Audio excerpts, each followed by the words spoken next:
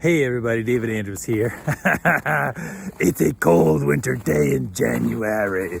So I just got back from a week in the tropics and I returned to Minnesota where it was snowing and then the sun came out. It was actually very beautiful.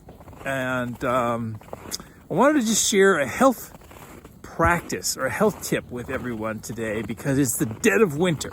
We are at the end of January. We have 2 months to go here in the northern climates to get ourselves through winter. So a quick tip for you today is how to survive this deep, dark winter and still thrive. So there's a couple things you can do. One is you can take a trip to a tropical sunny location and soak up the sun.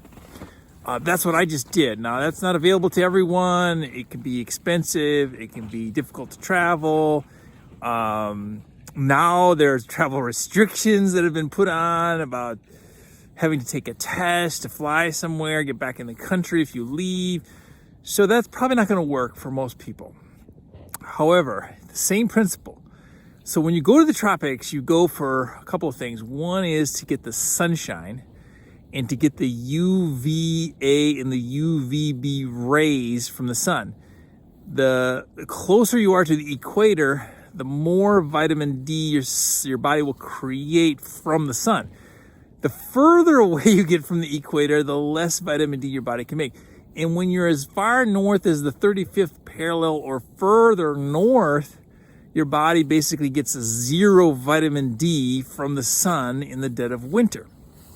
So we have a dilemma, how to get this vitamin D storage up. So in a week, I spent every single day outside with my shirt off for most of the entire day, a good portion of that in the sun, direct sunlight, and I was able to store up a very large amount of vitamin D. So I feel a lot better coming home than when I left.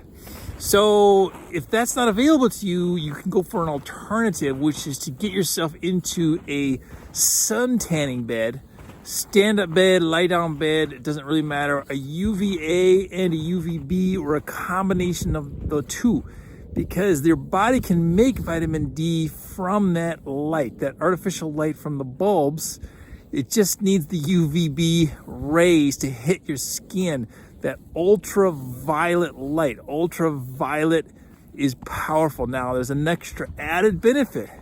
Not only will it boost your nitric oxide, your vitamin D levels, it will also basically kill everything that's either on or at the surface of your body. So any pathogens, any bacteria, any viruses, it just cleanses it.